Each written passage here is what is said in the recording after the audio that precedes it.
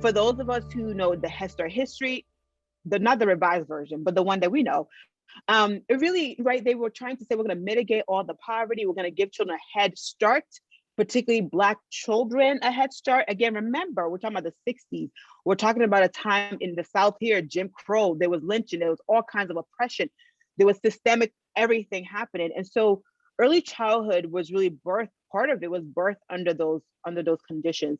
And on top of that, the research, and I've been lucky to be both, I'm here at UNC again, as part of it is at the Frank program that you all know, the start of the Abecedarian, which is one of the studies that we use to justify early care education. I was just at HighScope as the chief research officer, and HighScope is known for the preschool study, the oldest study of showing the impact of early care education intervention for young children. Those two studies have primarily Black children in them. And so a lot of what early childhood knows or thinks about is based literally on Black children. It's literally Black bodies, right? And Black children, Black families, Black communities. This is the same thing we see in medicine, we see in health, we see in prison. So a lot of what we know in early childhood is literally based on that. And unfortunately, many Black children are likely to be in lower quality care, right? Not saying that's what the case is with Learn to Earn Day In or even Preschool Promise, but that is a systemic thing that we have overall. And on top of that, most of them, their culture is not part of the programming, right? It really, even with Head Start, as much as it's supposed to be a cultural community connection, et cetera, the policies don't really sort of say, yes, you can do African-centered teaching, or you can really honor all that Blackness means. So early child, even in its origination, both with Head Start, really that's a problem issue. Now take early kid education, the childcare. Remember, childcare really blew up because white women started going to work. Black women, as you remember, were literally enslaved people who were the mammies. They were the caregivers who were first enslaved, and then there were the mammies after that who were being underpaid. Right. So let's remember the history of childcare, and what we have now. We try to sort of say, oh, it's for everybody, but really, it was really first built really on enslaved Black women who had to take care of their owners' children and families, and then it just matriculated into what we know here, because now a lot of women, particularly white women, will go into work. So I think when we think about just the construction of it, that there's a level of historical racism in that. Now, if we think about today, again, I'm not suggesting that Head Start is terrible. Head Start has made it serves over 1 million children. It is in almost every single community. It provides, multi-generational support. So I'm not trying to say that the Head Start, both and early Head Start, are not great programs and really instrumental in many communities. But I am saying that you cannot ignore the history. It wasn't like they built it using Black people's knowledge. It was the people we know, like Ed Ziegler, good, rest his soul. But again, they were white men who basically created the Head Start program that we know today. So I think we have to begin to unpack some of the origination and the fact that many people, particularly Black people's lenses, were not taken into account. And so that means that today, when we think about early care education and what the classroom should look like, a lot of the standards that we use, the assessments that we use, the curriculum that we use, most of them are not created by people of color. They're not created by Black people, by Native people, by Latin people. A lot of it's almost like patchwork in terms of when we try to do that. But for the most part, I bet you for those who have a degree in early care education, you didn't get a history on any Black scholars. You probably didn't get any of that, right? So I think in the end of it, we have to recognize that as much as early care education writ large serves a lot of people, of children of color and families of color, a lot of the way that we do it has not centered Black thoughts, Black wealth, Black excellence, and neither has it other groups of color. So I think until that changes, until we begin to say who is the leaders of early care education nationally, most of the leaders are white women, right? So I mean, I'm gonna guess, no offense, Robin, a lot of the leaders in Ohio, they included, are white women. So it's not I'm not indicting that. I'm not indicting white people, white women with their leadership. I think it's important, but it's how we making sure that other people of color, Black people especially, and Black women, upon which this whole entire system was built on and still built on, are part of the large conversation about transforming the system as we hear every day. So I think we have to look at not just even what's in the classroom, but what are the standards, right? We have our data about expulsion and suspension. All of us who are Black need this information. But now the Office for Civil Rights has now told us that, even though it was shut down a little bit by the last administration, But again, we're not only throwing kids out, but we're also excluding them. It's excluding them from their own identity. We don't talk about racial identity. We don't even talk about racism. So the fact that we don't even talk about it with our families, with our children, tells us that that is going to maintain itself, because we know that children understand their race, at least their skin color, by the age of 3. We know by the time they're 9 months, they actually follow those who look like their caregivers. So they're already heightenedly aware. And by the time they're 3, they know, oh, I'm black or white. My kids know. They were telling me, mommy, I want the, my daughter who's brown skin, right? She came and said, oh my God, I want to be white. Let me go ahead and erase myself, literally. But that took a good intervention between me and my husband to say, let's make sure that we are affirming who you are and what you are. So these are real truths. And I think early care education needs to be part of reminding everybody that racism is literally with us every day. It's in our classrooms. Who are what books do you have? Do they have black kids in it? Do they have black authors? Right. So if we don't begin to interrogate all the pieces to it, like almost like the mosaic, if you don't interrogate the pieces to it, then all you're doing is building a lot of faulty inaccuracy and detrimental facts on a foundation that to me is still very much tenuous. So I think we have to just, again, it's not an indictment. I grew up in Head Start. I got my doctorate degree based on Head Start funding. So I'm not trying to eradicate the system. I am trying to say you could do anti-poverty. You've done great with that, but you haven't done anti-racism at the fullest level. And we need to force that on not just Head Start, but at any early care education providing system, program, and providers. So sorry for my long-windedness. No, that's amazing. That's absolutely what needs to be said. So one of the things that I remember reading in your book, I think you provide a lot of good tools and resources for, and you call out white educators and saying what white educators need to do to self-reflect and begin. And you talked about it earlier in your comments. There's re-education that I have as a white person has to do, because I did not learn this history growing up. I did not learn about Black Wall Street, for example. And so these are things that we all need to be re-educating ourselves on, because until I do that, it's difficult for me to be in sync with the students and the learning environments that I create. So I remember you gave some examples of actual assessments and self-inventories that we can do. And I think it puts the focus back on us as adults about what we need to do differently. I'm wondering if you can speak to any of them. Are there some that you might recommend for us to look into?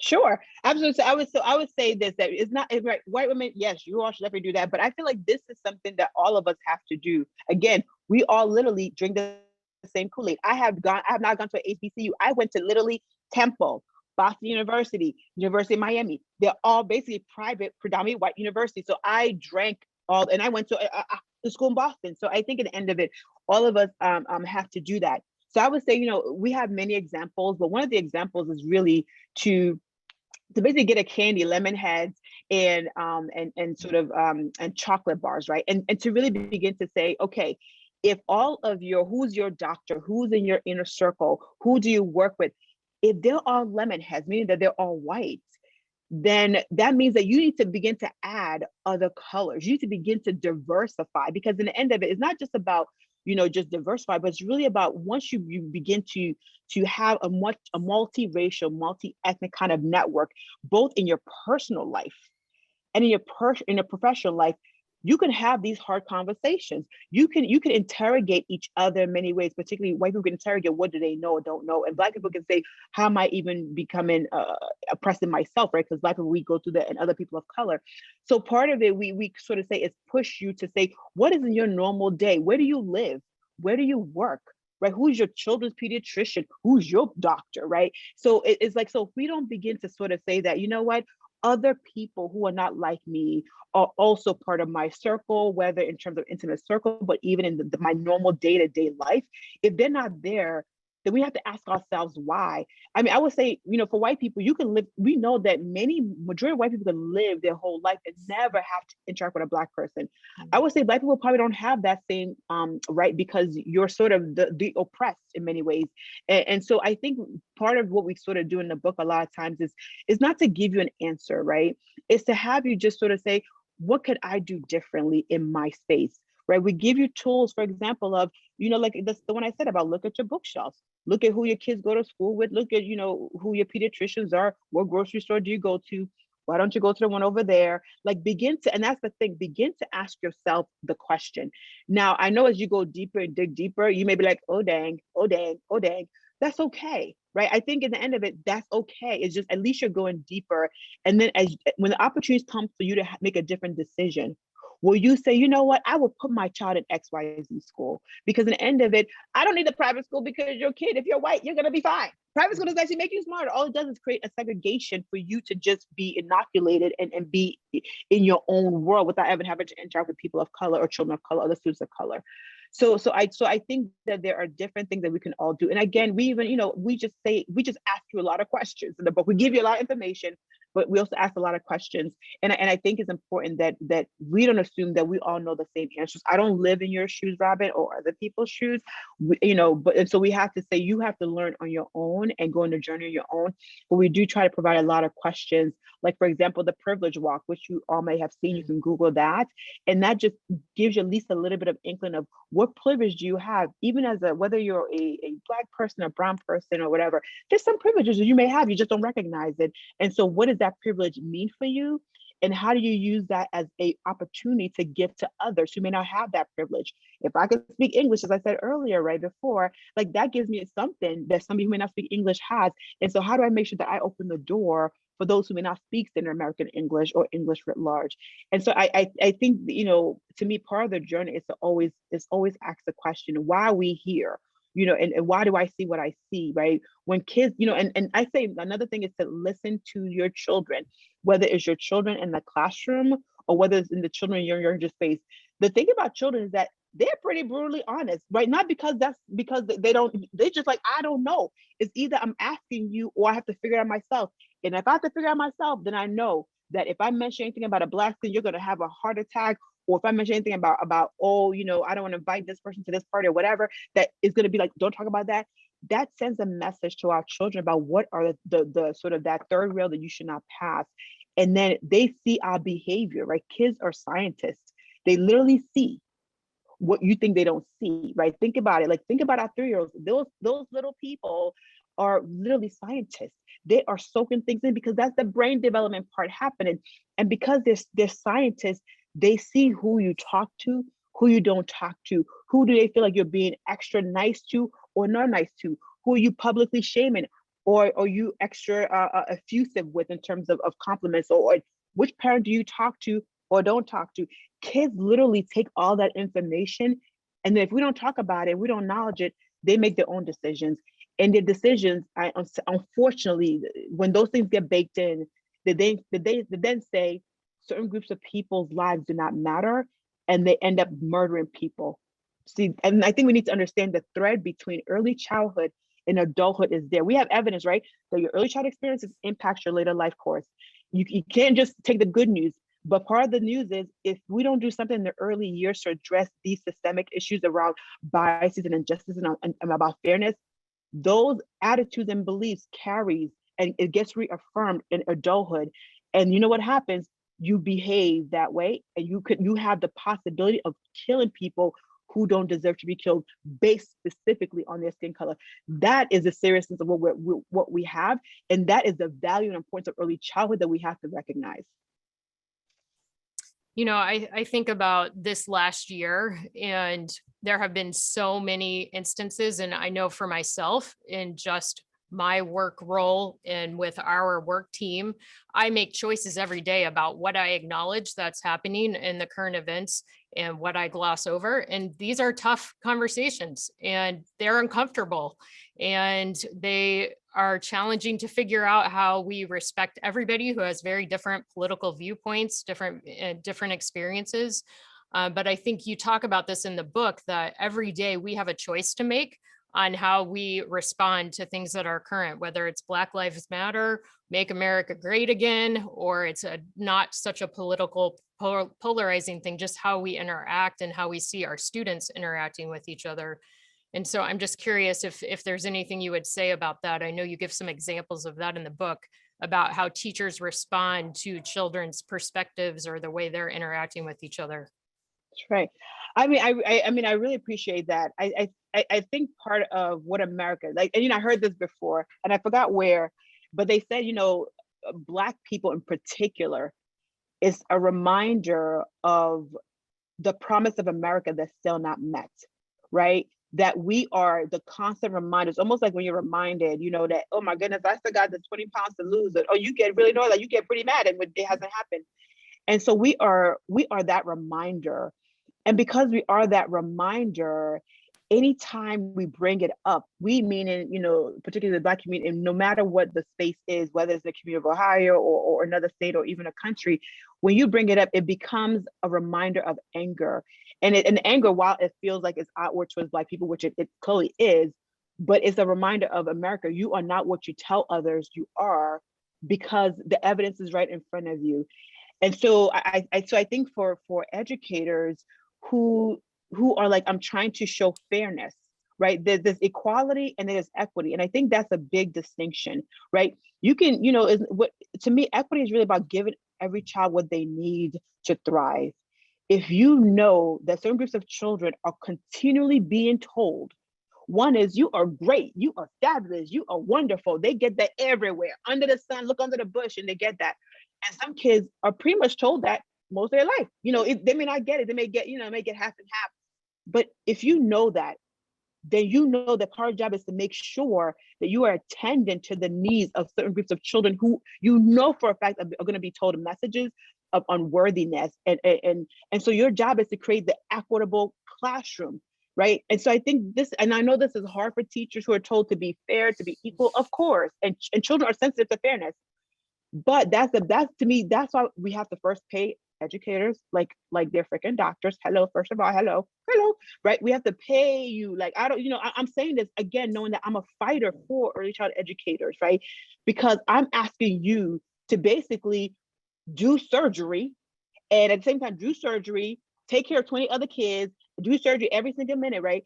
But that means that teachers have to become a bit complex and sort of nuanced in that, understanding that you could focus on your classroom, but you can't ignore what's outside your classroom. You can't ignore the messages kids get every day. You can't ignore the fact that maybe my kid is not eating, my kid is not sleeping, my kid's, mother is in prison, my kid, the other sibling was taken away, because systemic racism operates on a daily basis. It will kill you and will kill me. And so to me, part of what we have to sort of begin to just recognize is that we have to be equitable. And that means that we have to recognize the injustice that has been with us and is still with us every day. So to me, educators have to say, you know what, I know, right? Johnny may come from the best family, right?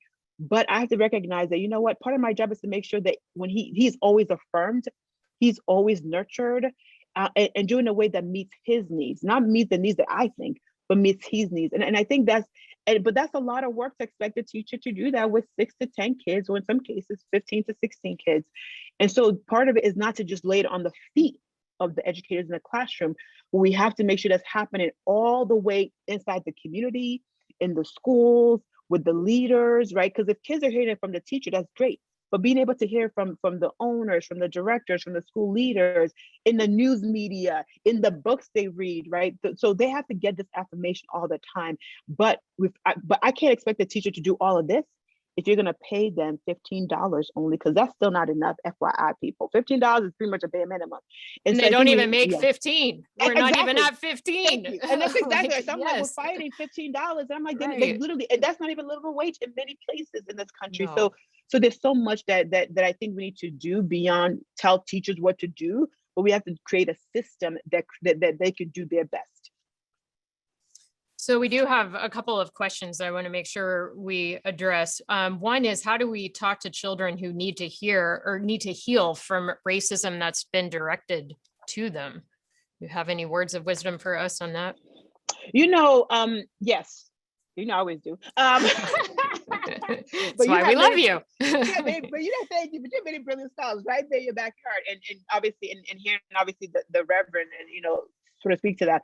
So I would say, first of all, the thing about Black people is, and I would say specifically, and I'm focusing specifically on Black people, excuse me, is that there is a level of kinship. Right, and the Black community is in many ways resilient, and I don't like to use resilient a lot, because it means that you have to work extra hard to just get to the next level. but there's a lot of kinship, right? And kinship really is that you're not blood related, but you feel connected to people who are from your community, that I think we need to lean on, right? Of course, I think that we know we have early child infant mental health, early child mental health kind of propping up. But I would say part of it has not recognized racism as toxic, right? We recognize, abuse and neglect, and families who are experiencing poverty, and even those who have families who are dealing with substance abuse or mental challenges. But a lot of that has not actually recognized the impact of racism. And we do know there's racialized trauma, both in terms of currently, but also historically. And so to me, part of that is that, to me, this has to be a community-led effort, that we have to recognize that every time, particularly somebody gets shot, even if I'm not in that state, I feel it, right? Every time something, even the insurrection, and I will call it that, happened, and under the guise of what had happened meant that my voice and my vote did not matter, right? Those are traumatic moments, and I think people have to recognize that impacts children directly and indirectly, because then that means families are feeling it, communities are feeling it. And the way that we have to continue to figure out how to heal is that we have to come as a community, right? And for those who are in power, you have to recognize your power. You have to speak truth to that power. We have to use our early education as a village of healing. And part of that means that, right, we are talking to children about the history. We are showing their history in the books that we read, in the materials that we're using, because part of healing is saying that you are more than what you're told you are, which is basically descendants of slaves, right? And so to me, part of healing is to tell the full story of who we are, and not the single story of who you're supposed to be, which is basically criminals, lazy, poor, bums, etc. So to me, part of healing is to tell the full story. Part of it is also to make sure that the adults in the lives of our children, the families, the educators, all of those people are also supported in, so that they can do their job in healing children in the classroom through their words, through their voices. And of course, I would say in the end of it, you have many communities, whether you're part of the Black community or Indigenous community, right? Is that you have a village right there. And so I think it's to continue to call on the village to be there no matter what, the good times and the bad times. I think we just have to make sure that we are opening our early education doors, again, figuratively, since we're still in a pandemic, even though I think obviously some of the schools and programs are open, is that we have to open the doors to allow the community to be part of it. And that means the community of families and the community leaders to be part of that, because the more children can see more of their elders and their leaders as part of their lived experience, the more they feel, I am supported, I am seen. And I think the one thing that we have to avoid is having children perform. I think I remember the one thing I said earlier was really around the assessment issue, right?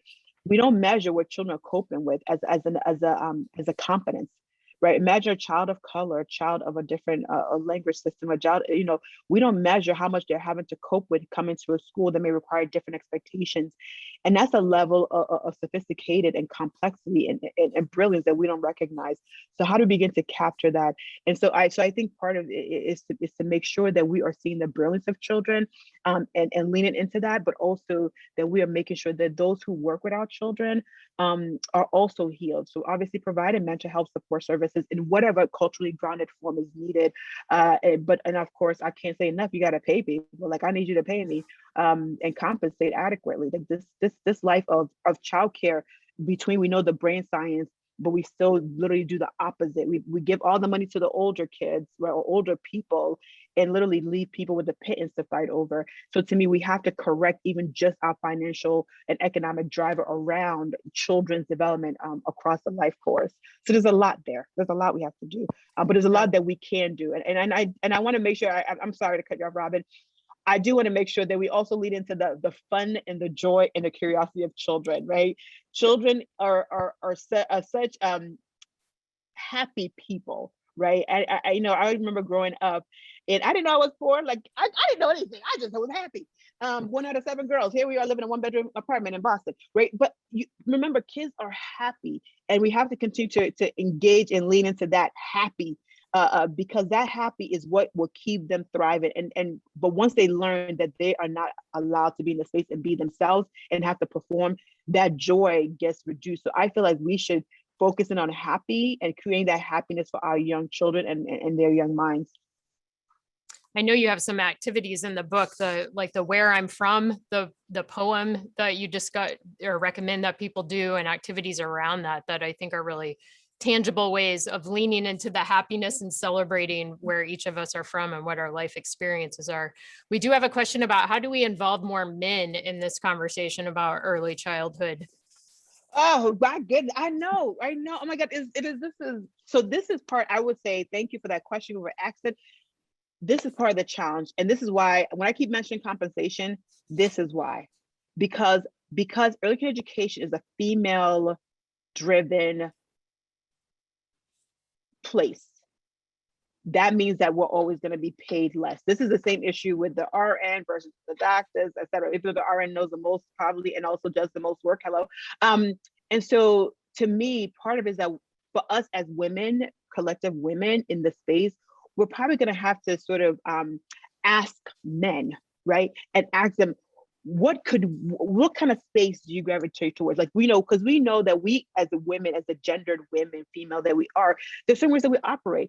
And so I do think we need to think about what could we do to make it a bit more possible for men to walk into the space and to allow them to also, I think about, we have literature that literally says that, what men do with children is actually different than what women do and mothers do. They're very different. They lead to different outcomes. They're related, they're connected, they're important, but they're very different. And so I think for us, we have to create a system that, well, first of all, as males, the way we think about US, men, if you don't make money, then you are not going to be head of household. And would a man want to be in a space, in a place, in a job where the pay is less than?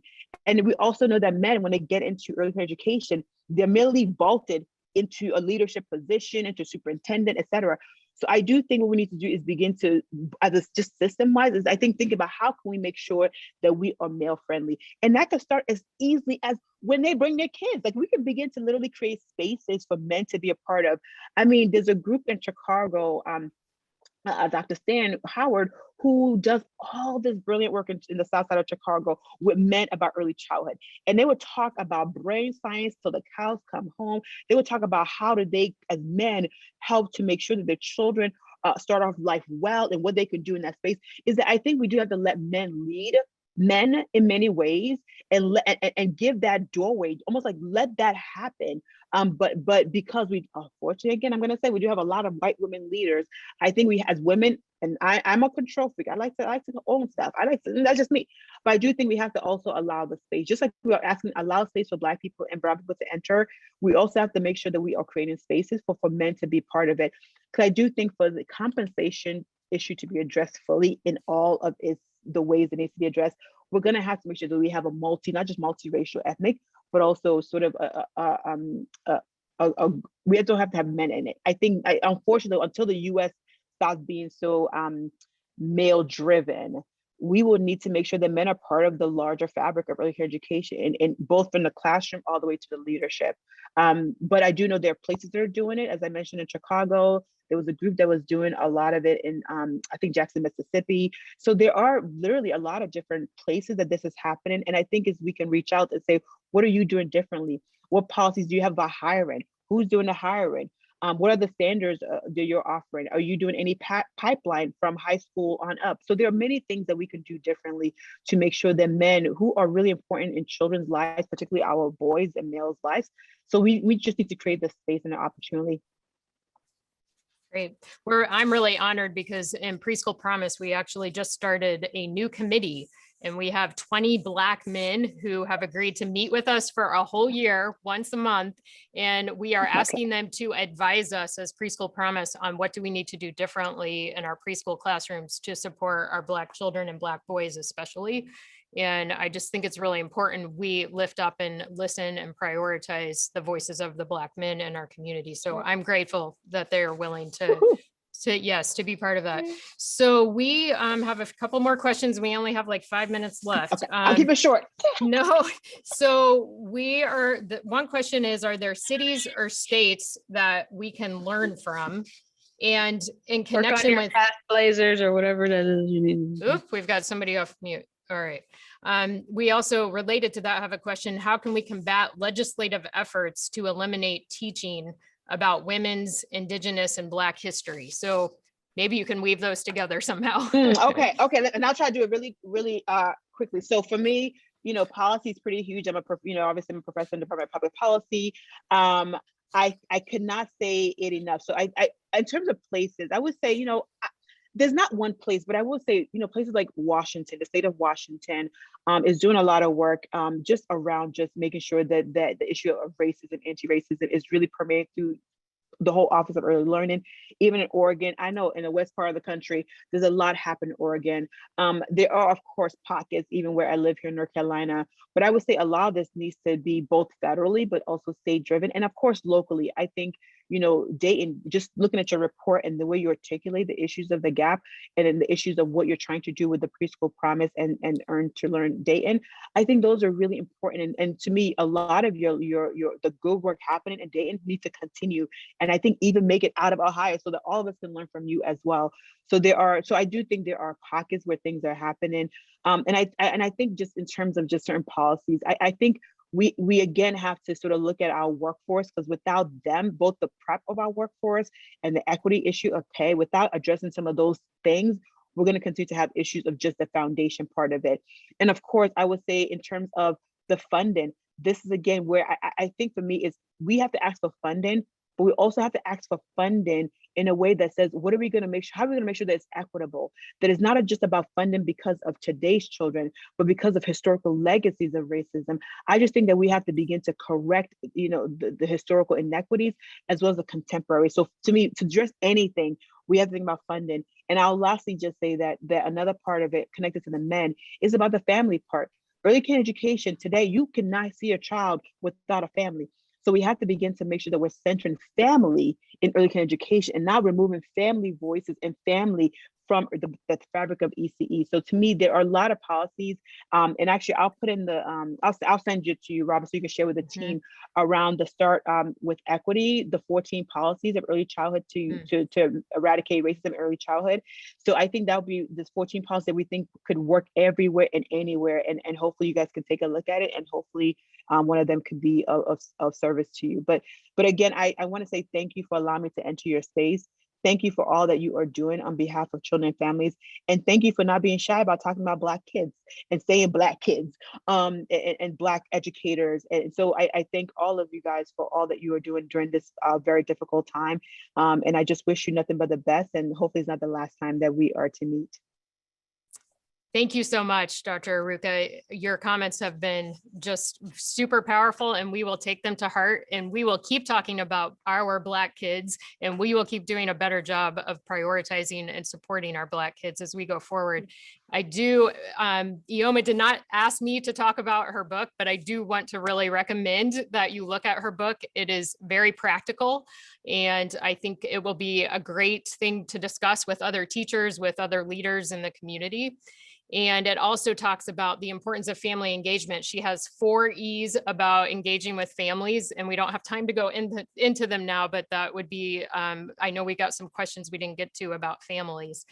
So we are at the end of our time already, and we just really want to say thank you for sticking with us. Thank you for being here to learn with Dr. Iruka, and thank you for being part of our mosaic. Thank you for enduring Zoom and our technical challenges, and just thank you for all you do to lift up and support young children and families. Like I said, we will be sending out an email in just a little bit. Please give us your feedback. Your survey comments really help us as we consider what to do next to lift up the community. And we also invite you to be part of the mosaic, stop by and get a tile or volunteer. And then also with our Play on Purpose, the new Play on Purpose network, that the Mosaic of Hope is just one of many Play on Purpose experiences. We want to blanket our city and our county with these interactive experiences for young children and adults. And we need your help. So if you have ideas about that, we have some mini grants we're going to be putting forth. And so just encourage you to check that out too, so you can be part of our Play on Purpose network. Thank you again, Dr. Iruka, for your wonderful words of wisdom. Thank you for inspiring us. And I know we will continue to reach out and partner with you going forward. And thank you to our Dayton and Montgomery County community. Have a great Friday. Thank you from Learn to Earn for all that you have done and you continue to do. I also want to say thank you to our Learn to Earn Dayton sponsors. We have the Montgomery County Health and Human Services Levy, who has been there since the very beginning of our early learning work in the county, along with the Frank M. Tate Foundation. And the Iddings Foundation and the Sperlino Foundation have been faithful supporters for many years now. So we just want to say thank you to them for making this work possible. I also want to take a pause. Normally when we're together in person, we invite the superintendents to stand or to come and share a few words. Since we can't be together in person, we just want to invite them to say hello in the chat again and introduce themselves so you can see the support we have from our superintendents who could be here with us this morning. So thank you to Shannon Cox with the Montgomery County ESC and to all 16 public school superintendents across Montgomery County. I also know we have many elected officials who are joining us at various times this morning and just want to invite them as well to say hello in the chat so we can get to know them and appreciate them for being here and supporting the work that we do. And I also want to take a moment, since this is our first public event since this happened, and just say thank you to Tom Lasley. Tom Lasley, many of you know, is an exceptional man and an exceptional leader. I've had the privilege of working with him for the last 10 years, and he decided to step down from his role as CEO with Learn to Earn Dayton last year.